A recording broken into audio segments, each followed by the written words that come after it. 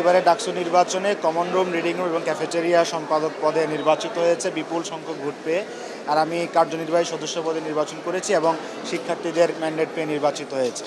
তো প্রথমে আল্লাহর কাছে শুকরিয়া আদায় করতে চাই, আলহামদুলিল্লাহ আল্লাহ আমাদের পরিশ্রম করার সুযোগ দিয়েছেন, তৌফিক দিয়েছেন।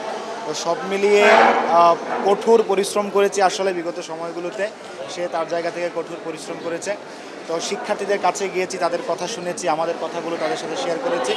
ফাইনালি শিক্ষার্থীরা আমাদের উপর আস্থা রাখছে, এটি অবশ্যই ভালো লাগার যেমন জায়গা, একই সাথে দায়বদ্ধতার জায়গা। তো আমরা আসলে সেলিব্রেট করতে চাই না, আমাদের অ্যাকশনসই হবে সেলিব্রেশন।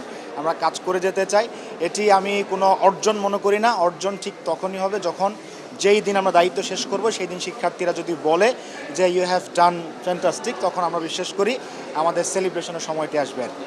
আচ্ছা আপু, আপনি একটু বলেন, স্বামী স্ত্রী একসাথেই ডাকসু নির্বাচনে জয়ী হয়েছেন, আলহামদুলিল্লাহ, কেমন অনুভব করছেন? এই তো আলহামদুলিল্লাহ অনেক ভালো লাগতেছে। স্বামী স্ত্রী দুইজনেই ভালো করেছি। শিক্ষার্থীরা আমাদের উপর আস্থা রেখেছে, শিক্ষার্থীদের ধন্যবাদ জানাতে চাই।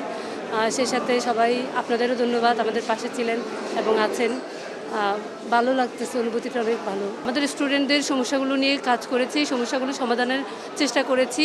সেই জায়গা থেকে এখন আমার কাজ হবে ভবিষ্যতে যে সমস্যাগুলো আসে বা বর্তমানে স্টিল যে সমস্যাগুলো আছে সেগুলো সমাধান করা।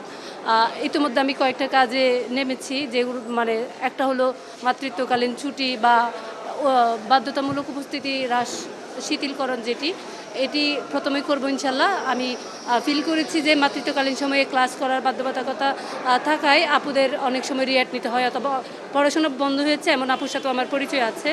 সেই জায়গা থেকে এটা নিয়ে আমি প্রথমে কাজ করবো ইনশাল্লাহ।